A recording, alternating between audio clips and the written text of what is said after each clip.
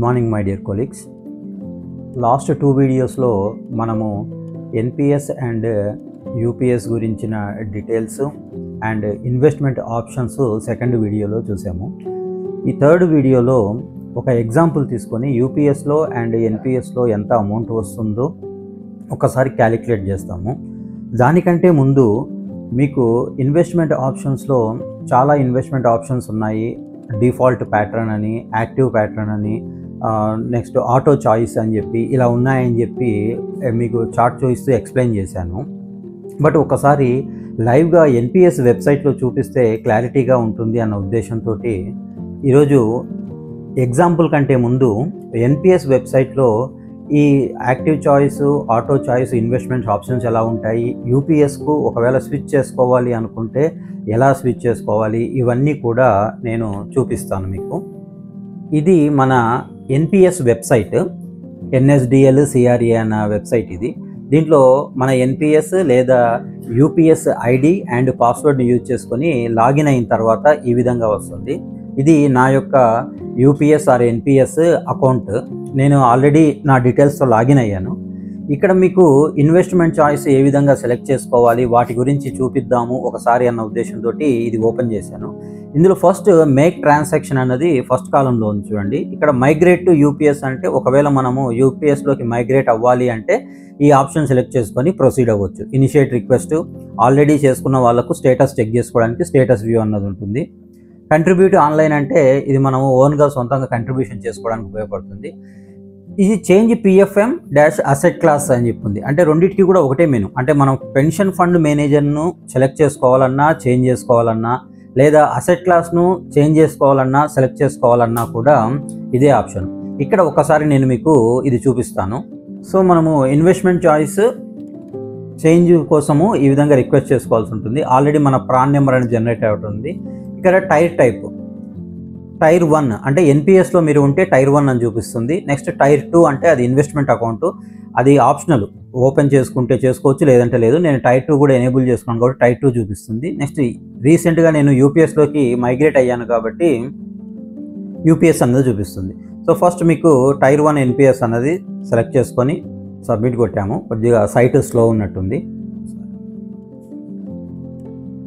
ఇవి just instructions, అంటే already మన అకౌంట్లో ఉన్న అమౌంట్ లేదా ఎన్ఏవి డీటెయిల్ యూనిట్స్ అన్నీ కూడా ఏ విధంగా ట్రాన్స్ఫర్ అవుతాయి, ఎన్ని డేస్ పడుతుంది అన్న దాని గురించి ఇన్స్ట్రక్షన్స్ ఇస్తారు. ప్రొసీడ్. సో ఎగ్జిస్టింగ్గా నేనున్న స్కీము ఇది ఎన్పిఎస్ ట్రస్ట్. హెచ్డిఎఫ్సి నేను పెన్షన్ ఫండ్ మేనేజర్ని సెలెక్ట్ చేసుకున్నాను. హెచ్డిఎఫ్సి అన్నది నా పెన్షన్ ఫండ్ మేనేజరు. అందులో ఒకటి స్కీమ్ ఈ అంటే equity, next scheme G. Scheme G అంటే government bonds and securities. Next scheme C corporate bonds and corporate securities. So ఎగ్జిస్టింగ్గా ఉన్నది చూపిస్తుంది.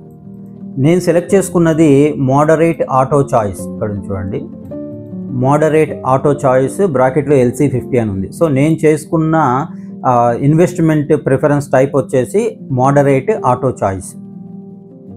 సబ్మిట్. ఇప్పుడు నేను చేంజ్ చేయడానికి వెళ్తున్నాను. చేంజ్ చేయట్లేదు, జస్ట్ మీకు చూపించడానికి ప్రొసీడ్ అవుతున్నాను.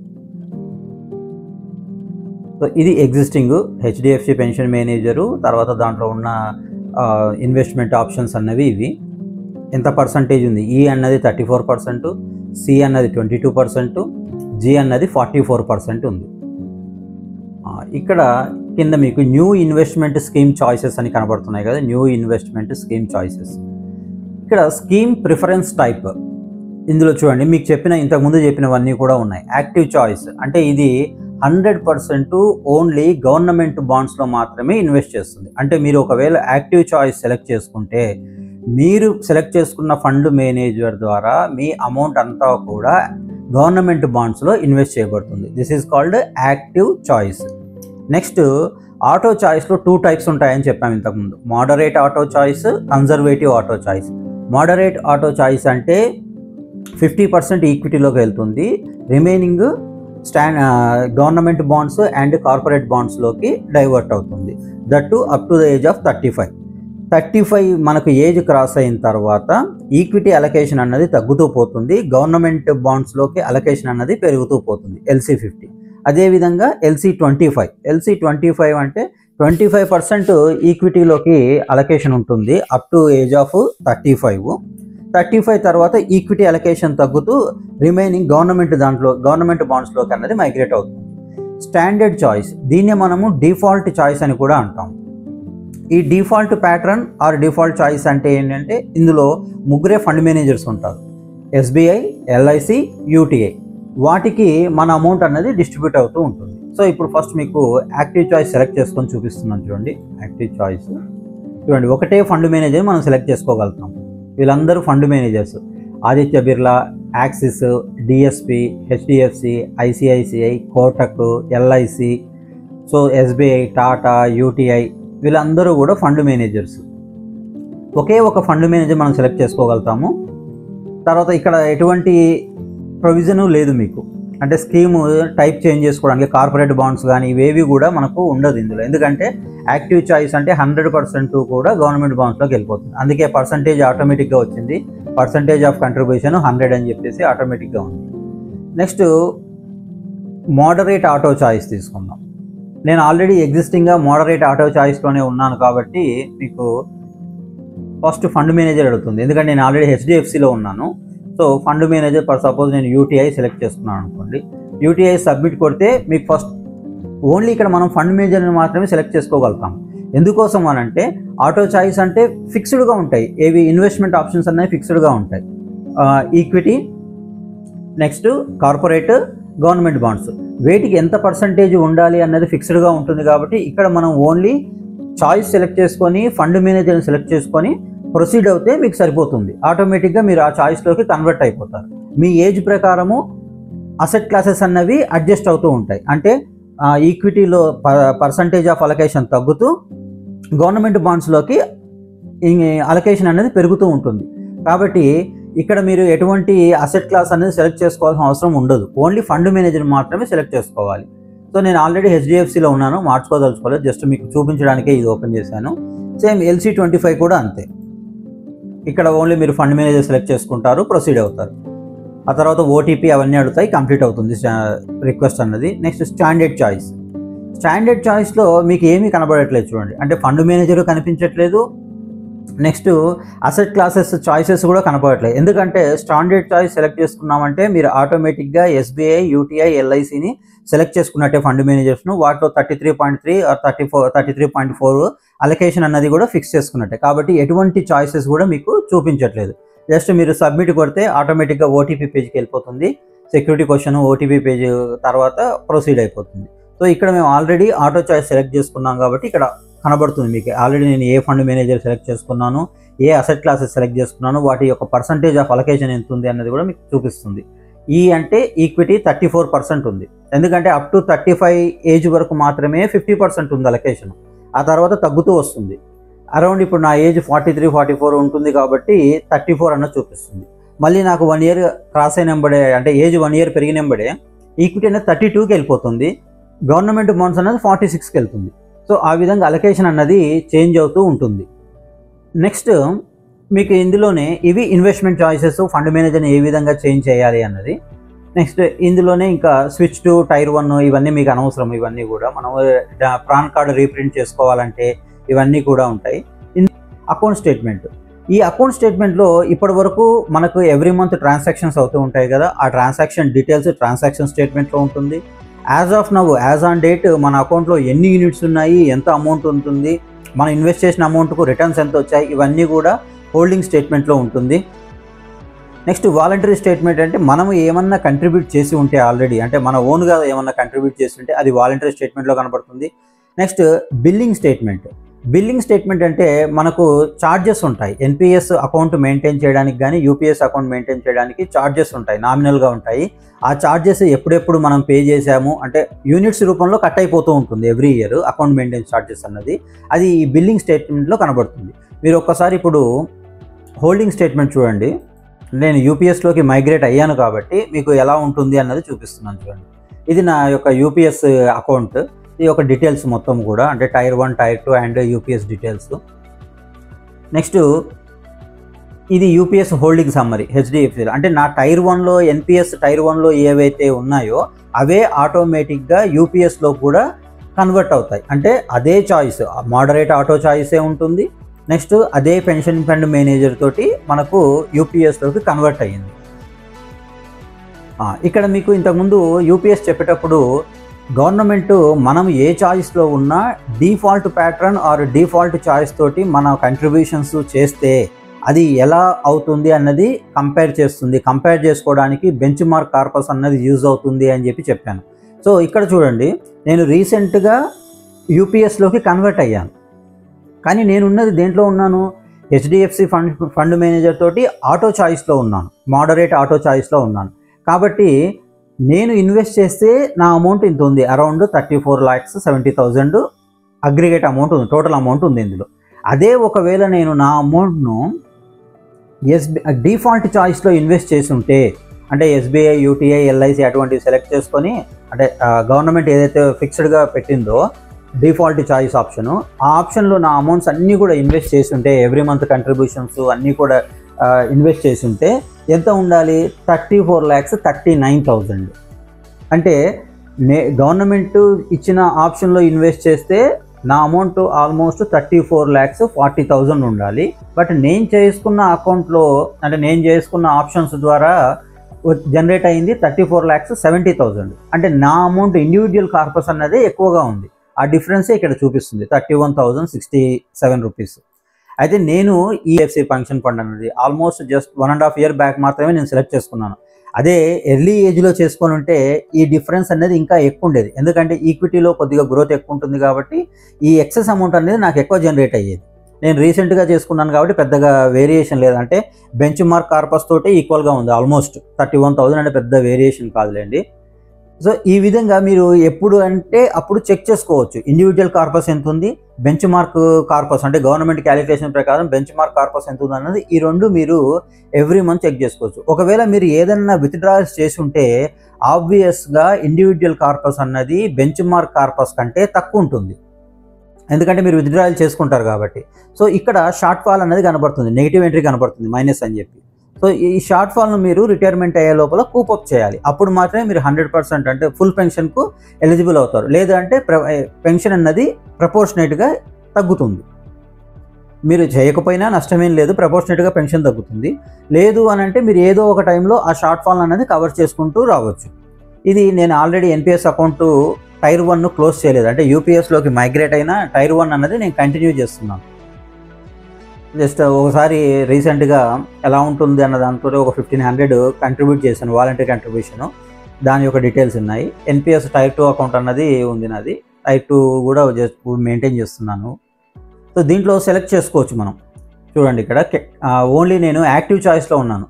సో టైర్ 2 అన్నది జనరల్ పబ్లిక్ లాతో ఈక్వల్గా ఉంటుంది కాబట్టి ఇక్కడ ఎటువంటి రిస్ట్రిక్షన్స్ ఉండవు. సో నేను యాక్టివ్ చాయిస్ తీసుకున్నాను.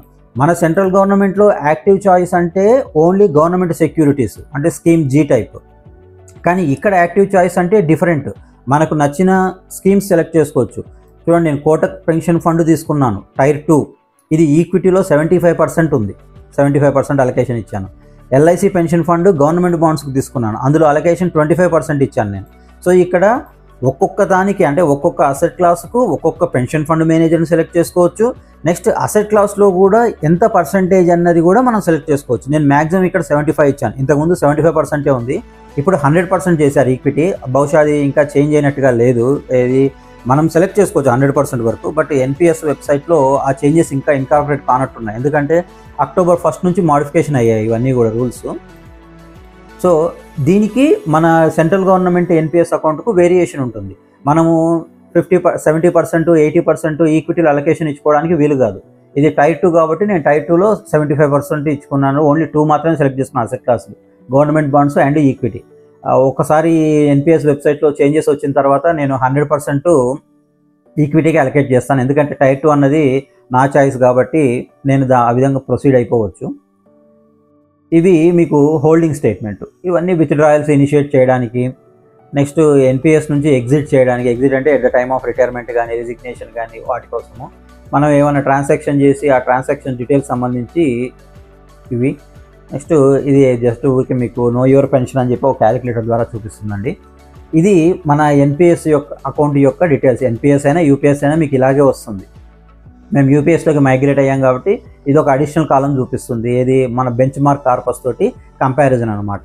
దీన్ని బేస్ చేసుకొని మనం గవర్నమెంట్ ఇచ్చిన డిఫాల్ట్ చాయిస్ కంటే మనం సెలెక్ట్ చేసుకున్న పెన్షన్ ఫండ్ మేనేజరు అండ్ ఈ అసెట్ క్లాసెస్ ద్వారా ఏమైనా ఎక్స్ట్రా జనరేట్ చేసామా, తక్కువ జనరేట్ చేసామా అన్నది చూసుకోవడానికి బాగా ఉపయోగపడుతుంది. ఇది నాకు ఈ ఫీచర్ కొంచెం బాగా అనిపించింది. ఎప్పుడో రిటైర్మెంట్ అప్పుడు కంపారిజన్ కాకుండా ఎప్పుడు మనకి అవైలబుల్గా ఉండడం అన్నది మంచి అడ్వాంటేజ్.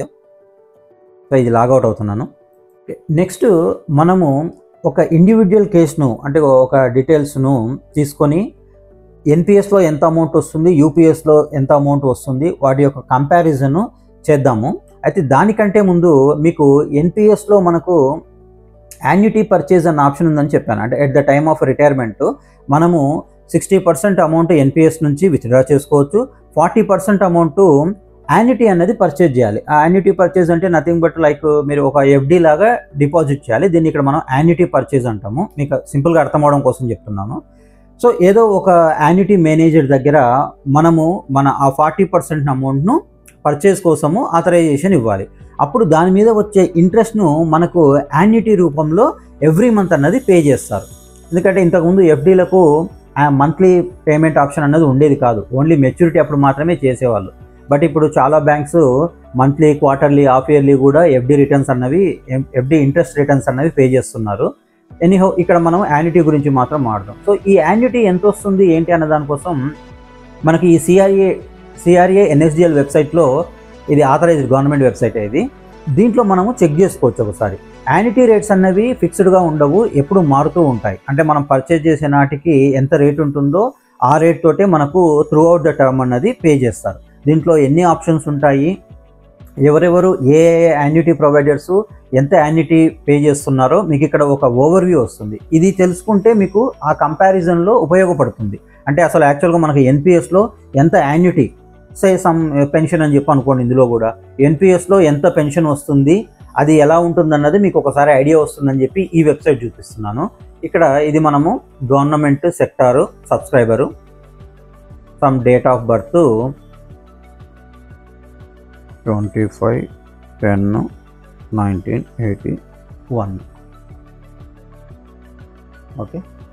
మేలు, marital status married, spouse gender female, some spouse date of birth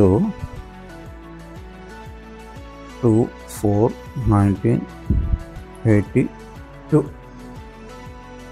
okay. Next JK resident, Jammu Kashmir resident అని అడుగుతుంది, నో అని చెప్పి అంటున్నాము.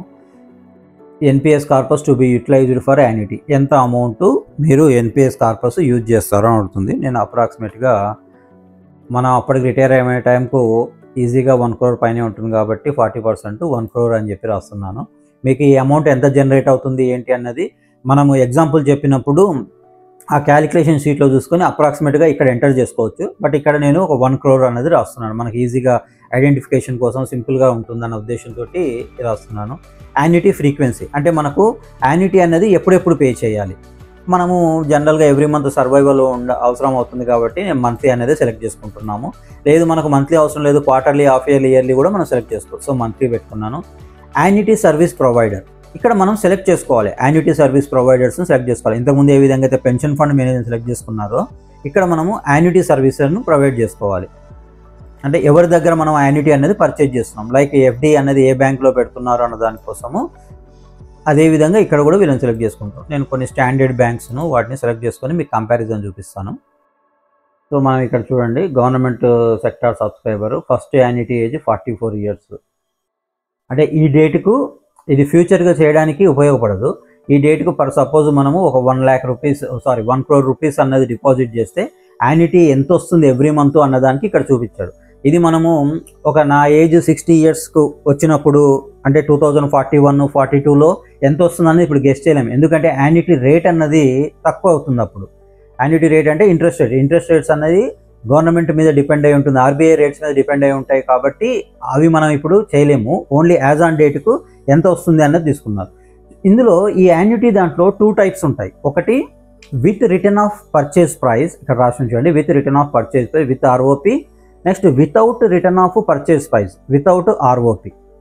సో ఇవి 2 ఉంటాయి.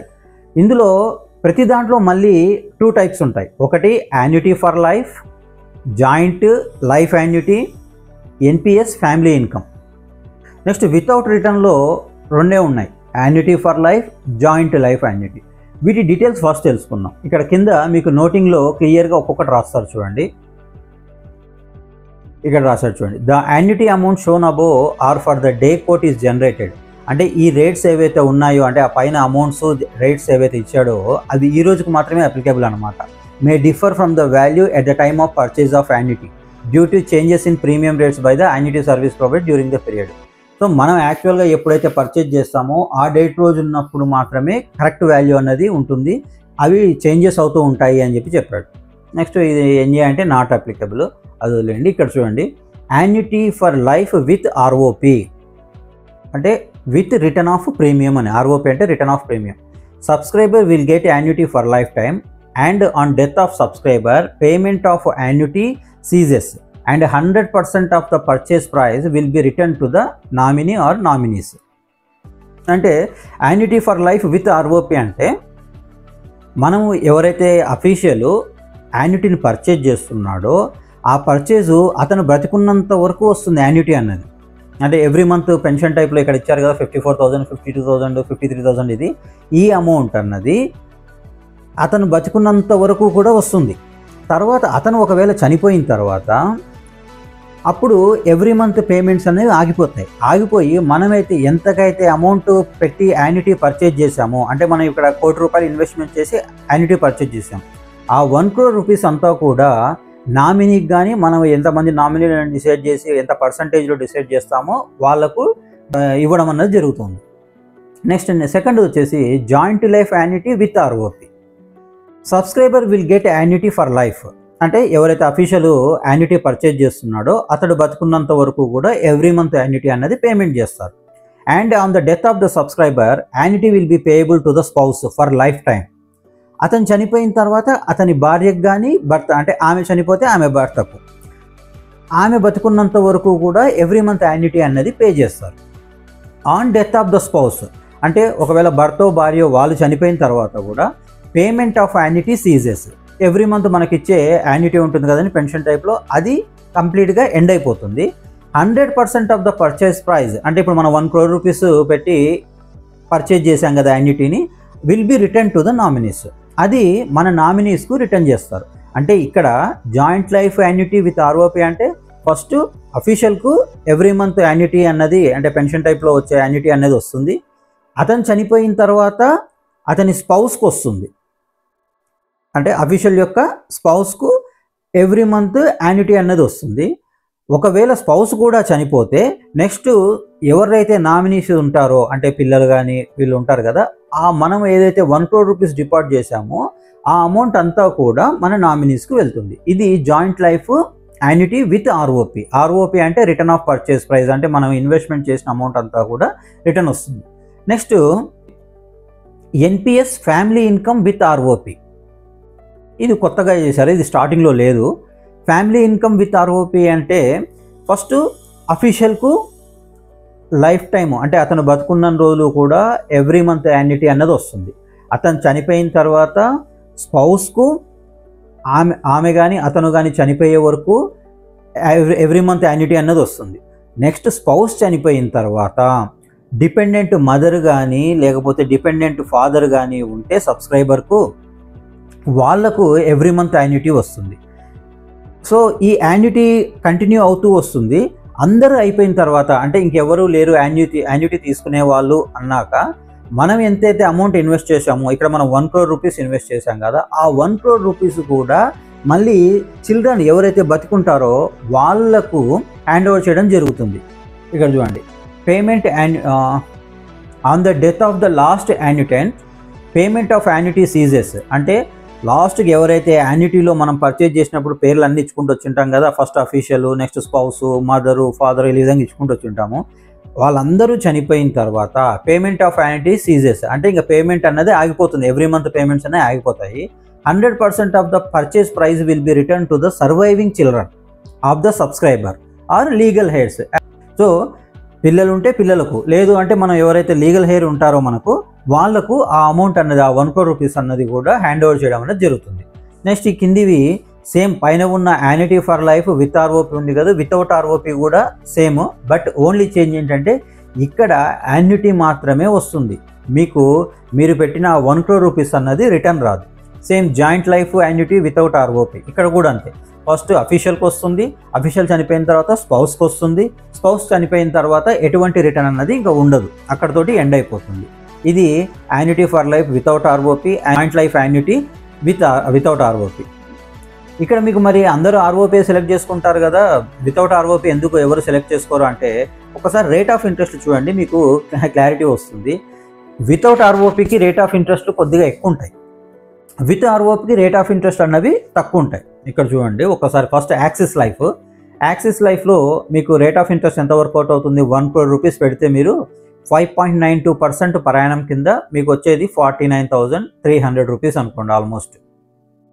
అదే జాయింట్కి వచ్చే వరకు 52,288, ఇక్కడ 6.27 ఇంట్రెస్ట్ రేట్ వర్కౌట్ అవుతుంది. ఫ్యామిలీకి కూడా సేమ్ అమౌంట్ వర్కౌట్ అవుతుంది. ఇది రిటర్న్ ఆఫ్ ప్రీమియం. ఈ 3 కూడా ఫస్ట్ ఇది రిటర్న్ ఆఫ్ ప్రీమియము, ఈ last 2 without return of premium. ఇక్కడ చూడండి 6.89 వర్కౌట్ అవుతుంది. ఎందుకు ఇక్కడ 5.92, ఇక్కడ 6.89, అంటే కొద్దిగా ఎక్కువ వర్కౌట్ అవుతుంది రేట్ ఆఫ్ ఇంట్రెస్ట్ అనేది. ఎందుకోసం అంటే ఇక్కడ మనం పెట్టిన లంసమ్ అమౌంట్ 1 crore రూపీస్ ఏదైతే ఉందో అది రాదు రిటర్న్. అందుకని చెప్పి ఈ ఇంట్రెస్ట్ రేట్లు అన్నీ కూడా వీటితో కంపేర్ చేస్తే ఇవి ఎక్కువ ఉంటాయి. ఇక్కడ 6.14 ఉంచుకోండి, ఇక్కడ 7.38 ఉంది. సో మీరు ఒక్కసారి జనరల్గా మనం సెలెక్ట్ చేసుకునేది జాయింట్ లైఫ్ యాన్యుటీ కానీ ఫ్యామిలీ ఇన్కమ్ కానీ సెలెక్ట్ చేసుకుంటాము. ఈ ఇంట్రెస్ట్ రేట్లు మాత్రమే మీరు చెక్ చేసుకోండి. అన్నీ కూడా అరౌండ్ 6% ఉన్నాయి. ఇవి సబ్సిక్వెంట్గా తగ్గొచ్చు, మనకు bank RBI rate of interest తగ్గించినప్పుడే ఇవి కూడా తగ్గిపోతాయి. ఎస్బీఐ లైఫ్ ఒక్కటే హైయెస్ట్గా పే చేస్తుంది, 6.56, 6.53, 6.53, ఇక్కడ 6.9, 6.63 పే చేస్తుంది వితౌట్ ఆర్ఓపిలో. మిగతావి కోటక్ కూడా పర్లేదు, ఐసిఐసిఐ కూడా ఓకే, 6.56, 6.55, 5.83. ఫ్యామిలీకి వచ్చే వరకు ఇది తక్కువ చేస్తుంది. టాటాలో ఇది ప్రొవైడ్ చేయట్లేదు కాబట్టి నాట్ అప్లికబుల్ అని చెప్పి పెట్టారు. సో ఇది మీకు యాన్యుటీ ప్రొవైడర్స్ గురించి. సో రిటైర్ అయ్యే వాళ్ళు ఎక్కడ ఎక్కువ వస్తుంది యాన్యుటీ అనేది ఈ వెబ్సైట్ ద్వారా జనరల్గా చెక్ చేసుకోవచ్చు. ఇప్పుడు ఫర్ సపోజ్ నెక్స్ట్ మంత్ ఒక 1-2 monthsలో రిటైర్ అయ్యే వాళ్ళు ఉంటారు, ఎవరు ఎక్కువ యాన్యుటీ ఇస్తున్నారు అన్నది చెక్ చేసుకోవాలనుకుంటే మనకు ఈ వెబ్సైట్ అనేది చాలా యూజ్ అవుతుంది. జస్ట్ మీరు గూగుల్లోకి వెళ్ళి NPS annuity purchase, I will show you, నేను చూపిస్తాను. ఇది ఎన్పిఎస్ యాన్యుటీ క్యాలిక్యులేటర్ అని కొట్టేస్తే మీకు NSDL/CRA అని చెప్పి ఉంటుంది. ఆ వెబ్సైట్ ఓపెన్ చేసుకుంటే మీరు డైరెక్ట్గా ఇక్కడికి వచ్చేస్తారు. ఇక్కడ మీ డేట్ ఆఫ్ బర్త్ ప్రకారము డేట్ ఆఫ్ రిటైర్మెంట్ అని తెలిసిపోతుంది కాబట్టి, so me date of birth ప్రకారము ఎంత అమౌంట్ వస్తుంది ఏంటి అన్నది మొత్తం చెక్ చేసుకోవచ్చు. ఇక్కడ ఫర్ సపోజ్ నెక్స్ట్ మంతే రిటైర్ అవుతున్నారు అనుకోండి, government sector, date of birth ఏమిద్దాము, ఒక్క నిమిషం, 25 డిసెంబర్లో రిటైర్ అవుతుందాం అనుకుందాం. ఇప్పుడు రిటైర్ అవుతున్నారా అంటే డేట్ ఆఫ్ బర్త్ వచ్చేసి 65 ఉంటుంది, 25/12/65. సో ఇప్పుడు 59 years, డిసెంబర్కి వచ్చే వరకు 60 years అయిపోతుంది. మేల్ అతనే ఇది అవుతున్నాడు, married, spouse female. Spouse date of birth ఒక 2 years తగ్గిద్దాము, ఏముంది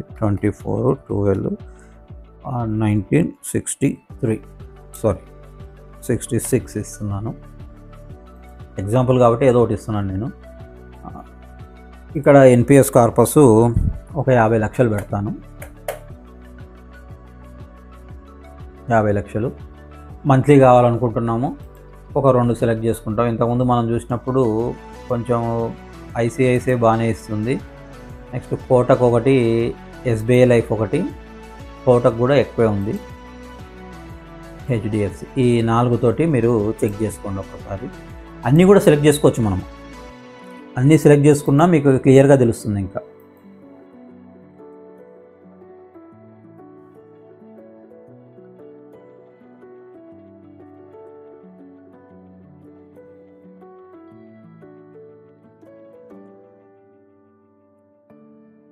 సో ఇప్పుడు అన్నీ కూడా ఆల్మోస్ట్ 6.5%లో ఉన్నాయి అన్నీ కూడా విత్ ఆర్ఓపి అయితే. వితౌట్ ఆర్ఓపి అయితే 8% అబోవ్ ఉన్నాయి అన్నీ. 8.81, 7.9, 7.35, 8. ఇది మీరు అబ్జర్వ్ చేస్తే వితౌట్ ఆర్ఓపికి ఎందుకు బాగా ఎక్కువ ఇచ్చారు వీటికని అంటే, ఏజ్ మనం ఎంత పెట్టాము ఇప్పుడు 60 years పెట్టాము. సో మనిషి లైఫ్ ఎక్స్పెక్టెన్సీ అరౌండ్ 75 or 80 ఉంటుంది. సో ఈ 50 lakhs rupees కూడా వితౌట్ ఆర్ఓపి తీసుకుంటే మళ్ళీ పే చేయాల్సిన అవసరం ఉండదు. అందుకే కొద్దిగా ఎక్కువ ఇంట్రెస్ట్ చేసి అట్రాక్ట్ చేయడానికి చూస్తున్నారు ఇవి. ఇంతకుముందు మనం పెట్టింది 44 years కాబట్టి చాలా తక్కువ ఉన్నాయి. సో ఈ వెబ్సైట్ అనేది రిటైర్ అయ్యే వాళ్ళకు కొంచెం బాగా యూస్ఫుల్ ఉంటుంది. ఎన్పిఎస్ ఎవరైతే ఉన్నారో వాళ్ళకు ఇది ఒకసారి చెక్ చేసుకోవడానికి ప్రయత్నించండి బిఫోర్ మీరు ఎగ్జిట్ ఫామ్ సబ్మిట్ చేసే కంటే ముందే. ఎందుకంటే ఎగ్జిట్ ఫామ్లో మీరు సెలెక్ట్ చేసుకోవాలి ఏ యాన్యుటీ కావాలి అన్నది మీరు ఎగ్జిట్ ఫామ్లో సెలెక్ట్ చేసుకోవాలి.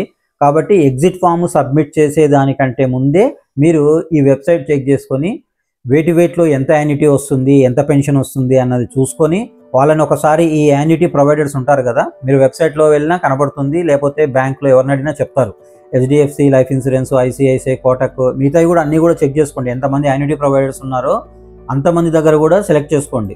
వీళ్ళందరూ Bajaj, Tata AIA, star union, ఏది బాగుంటుందో, మనకు సర్వీస్ ఏది బాగుంటుంది, ఇంట్రెస్ట్ రేట్ ఏది బాగుంటుందో అవి సెలెక్ట్ చేసుకోండి.